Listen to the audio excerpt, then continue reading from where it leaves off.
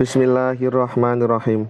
Qala al-muallifu rahimahullahu ta'ala wa nafa'ana bihi wa bi 'ulumihi wa amadana bi asrarihi wa 'adda 'alaina min barakati fid dharaini amin. Wa Abu Ya'la lan cinartos sapa Abu Ya'la an Abi Bakar cinartos sang sahabat Abi Bakar radhiyallahu muga-muga ridhoni sinten Allah Gusti Allah anhu sang sahabat Abu Bakar. Wa anduriyati lan saking tedak turune Abu Bakar. Alaihim muga tetep ana ing ngatasé sira kabeh. Bila ilaha illallah kelawan kalimat la ilaha illallah wa istighfar lan kalimat istighfar. Wa aksiru lan engkeh-engkehna sapa sira kabeh minhuma sangking la ilaha illallah wal istighfar. Fa innal iblisa mongko temen setuhune iblis iku kala ngucap sapa iblis, ahlaktu ngerusak sapa ingsun annasa ing menungso bizunubi kelawan pira-pira dosa. Wa ahlakuni lan ngerusak sapa ingsun ni ing ingsun bila wa ahlaku lan ngerusak sapa nas ni ing ingsun bila ilaha illallah kelawan kalimat la ilaha illallah wa istighfar lan istighfar. Falamma raaitu mongko ing dalem semangsane ningali sapa ingsun utawa weruh sapa ingsun dalika ing mengkono-mengkono ahlakuni ahlaktuhum mongko ngerusak sapa ingsun hum ing nas bil ahwa kelawan pira-pira hawa nafsu. Wa hale utawi hawa nafsu iku yasabuna bodho nyono sapa nas anahum ing temen setuhune nas iku muhtaduna kang oleh pituduh kabeh. Selanjutnya adalah diceritakan dari sahabat Abu Bakar. Abu Bakar memberikan wasiat, ya, berpesan kepada tedak turunnya, kepada zuriyah-zuriyahnya supaya betul-betul untuk memegang teguh kalimat la ilaha illallah dan istighfar. Karena di dalam kalimat ini iblis pernah berkata bahwasanya ahlatun nas bidzunubi wa ahlakuni bila ilaha illallah wa istighfar. Iblis itu akan rusak dan bisa dirusak oleh manusia. Ya, iblis itu akan merusak dengan kalimat la ilaha illallah. Iblis itu akan dirusak oleh nas, ya, oleh manusia dengan kalimat la ilaha illallah dan istighfar. Tapi iblis akan berusaha untuk merusak manusia dengan melakukan perbuatan dosa. Maka ketika seorang iblis, ya, atau para iblis itu melihat seorang manusia yang istiqomah untuk berwiridan, sering mengucapkan la ilaha illallah dan istighfar, itu pasti bagaimanapun caranya akan digoda oleh iblis. Makanya sekarang kalau ada orang yang berwiridan la ilaha illallah dan istighfar, atau mungkin wiridan ba'dal maktubah, ya, wiridan sesudah sholat fardu, itu banyak pro dan kontra. Itu karena apa? Itu sebagian ada bujuk rayuan dari iblis.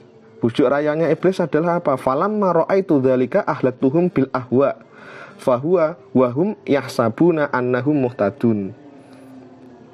Jadi iblis akan membuat manusia, akan merusak manusia dengan hawa nafsunya manusia. Yang dimaksud seperti apa? Iblis membuat manusia seakan-akan manusia itu mendapatkan petunjuk. Seakan-akan manusia itu melakukan perkara yang benar, padahal dia salah, jadi dibuat merasa benar. Itulah bujuk rayuan iblis. Sehingga orang yang benar, orang yang kuat itu adalah orang yang mengalah, orang yang justru malah tidak terlalu banyak ambisi gitu. Tapi orang yang selalu merasa banyak dosa, banyak salah, sehingga harus berbanyak untuk zikir, mengucapkan kalimat la ilaha illallah dan istighfar. Semakin istiqomah wiridannya, bukan malah mempermasalahkan debat kusir ke sana kemari. Wa ibnu Abi Dunya lan cinata sanging wa ibnu Abi Dunya wal Baihaqi lan Imam Baihaqi an Abi Hurairah cinata sang sahabat Abi Hurairah radhiyallahu muga-muga ridhoni sinten Allah Gusti Allah anhu sanging Abi Hurairah hadara was hadir sapa malakal mauti malaikat pati rajulan ing wong lanang yamu tukang mati sapa rajul fasyaqqa mongko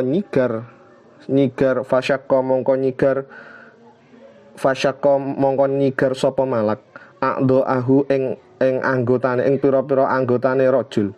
Falam yajid mongko ora nemu sapa malaikat amalan ing amal khairon kang luwih bagus. Khairon kang bagus. Tumasyaqqa nuli mengkang sapa malak. Sumasyaqqa nuli nyigar sapa malak qalbahu ing atine rajul. Falam yajid mongko ora nemu sapa malak fihi ing dalem qalb khairon ing ing amal bagus, ing kebagusan. Fafaka mongko nuli mengkang sapa malak. Lah yahi ing wang lorone rajul. Fawajada mongko nemu sapa malak. Tara falisanihi ing pucuke lisane rajul. Lasihon ingkang kantil utawa kang ketemu. Bihankihi kelawan cethake rajul yaqulu hale ngucap sapa rajul ngucap la ilaha illallah ing kalimat la ilaha illallah. Fa ghafara mongko dadi sebabe den sepuro. Sapa lahu rajul bi kalimatil ikhlas kelawan sebab ngucapake kalimat ikhlas.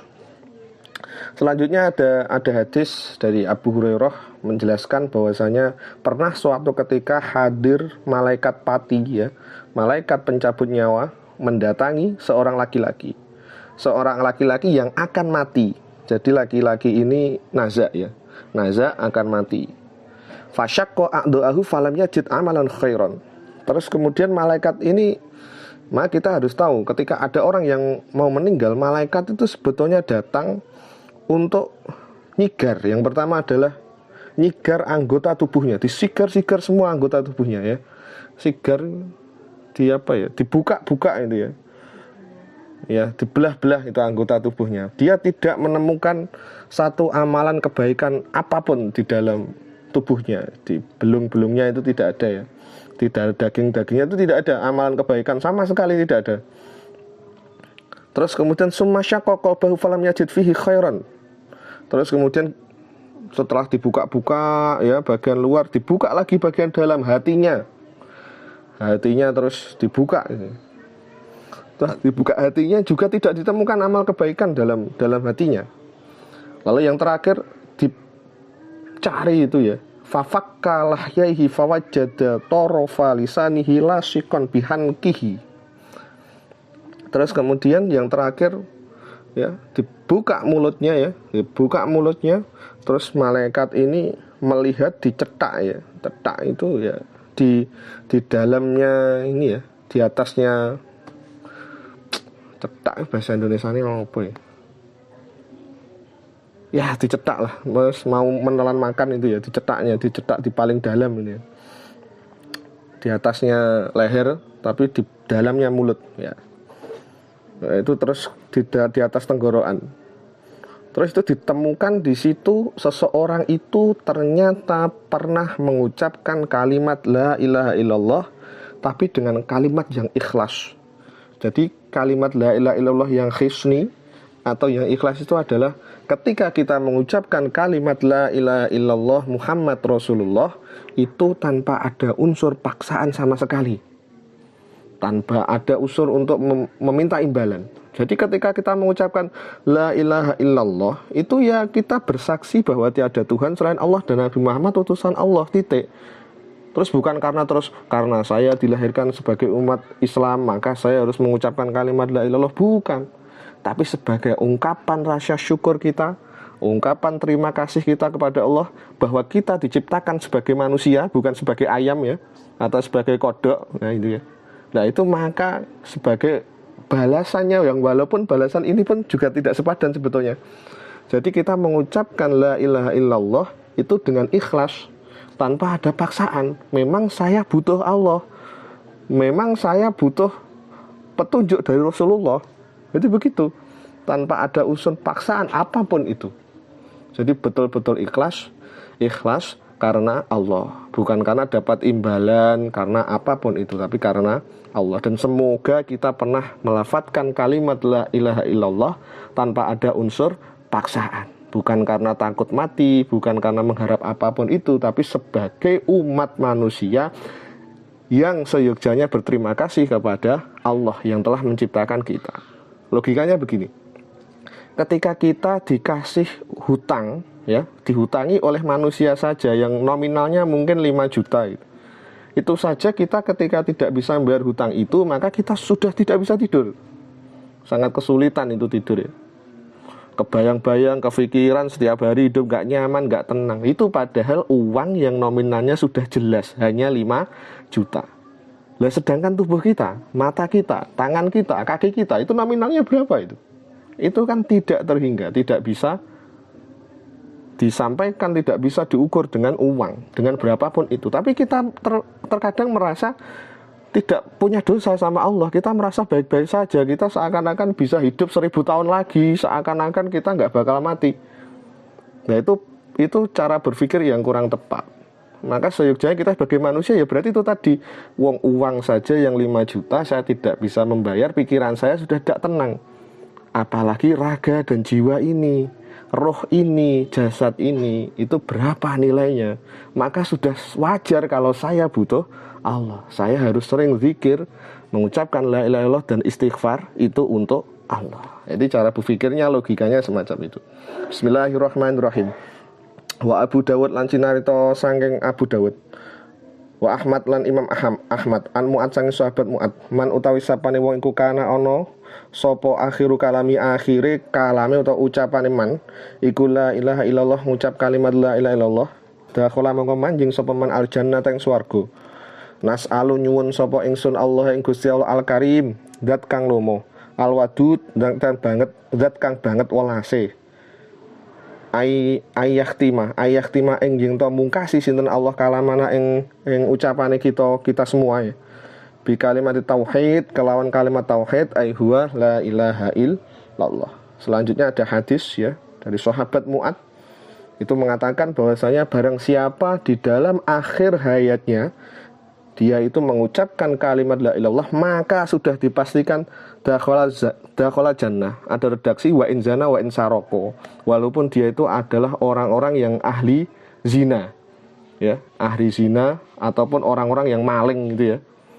Nah itu orang-orang semacam ini ibaratnya orang yang jahat pun kalau dia mengucapkan kalimat la ilaha illallah itu sudah pasti masuk surga. Namun yang tadi kalimat la ilaha illallah yang betul-betul ikhlas tadi, maka kita tidak bisa menghakimi orang di dunia ini siapa orang yang paling jelek di dunia ini, itu kita tidak bisa. Makhluk Allah yang paling tidak mulia di dunia ini itu kita tidak bisa menghakimi, karena yang tahu adalah Allah. Sudah jelas di dalam Al-Quran, inna akramakum indallahi atqakum. Yang mulia di mata Allah itu adalah orang yang takwanya, takutnya kepada Allah. Jadi bukan terus kita melihat orang yang pakaiannya mungkin memakai jubah, orang yang kelihatannya dia alim, mungkin dia orang yang kelihatannya khusyuk, itu belum tentu di mata Allah dia yang paling mulia daripada orang gila itu ibaratnya. Tapi kita tidak tahu. Maka untuk menghukumi diri kita, caranya bagaimana? Kita merasa adalah di dunia ini kita sendiri ya, pribadi saya misalnya. Ini untuk pribadi masing-masing. Itu adalah orang yang banyak dosa, banyak kesalahan, sehingga kita mengucapkan kalimat la ilallah itu benar-benar ikhlas. Itu tanpa ada harapan apapun, tanpa ada karena apapun, itu tanpa itu semua.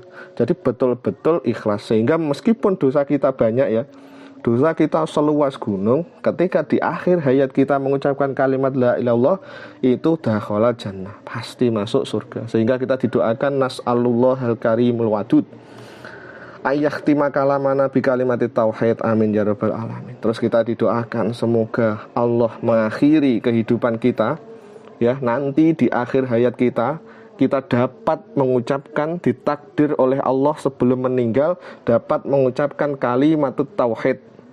Kalimat tauhid itu adalah la ilaha illallah. Sehingga saya berpesan untuk pribadi saya sendiri dan mengingatkan para teman-teman sahabat semua, jika mungkin orang-orang yang kalian kasih akan meninggal, tolong jangan ditinggalkan mereka, tapi dekati mereka, bimbing mereka untuk mengucapkan kalimat tauhid la ilaha illallah. Kok sekiranya dibimbing untuk mengucapkan kalimat la ilaha illallah, kok misalnya belum sempat, khawatir nanti tidak sampai, malah misalnya la ilaha illa, lah itu berarti tidak ada Tuhan itu ya, atau la ilaha illa dia meninggal, itu malah bahaya. Jadi dibimbing saja untuk mengantisipasi, mengucapkan lafaz Allah, Allah, Allah, gitu saja. Jadi ketika ada orang yang nazak, orang yang akan mau meninggal, dekati beliau, bisikan ke telinganya dan ucapkan Allah, Allah, Allah. Dan semoga kita semua ditakdir oleh Allah besok suatu saat meninggal dalam keadaan husnul khotimah dan dapat mengucapkan kalimat tauhid la ilaha illallah. Sekian dari saya, kalau ada kurang dan lebihnya mohon maaf. Wallahu a'lam bishawab. Assalamualaikum warahmatullahi wabarakatuh.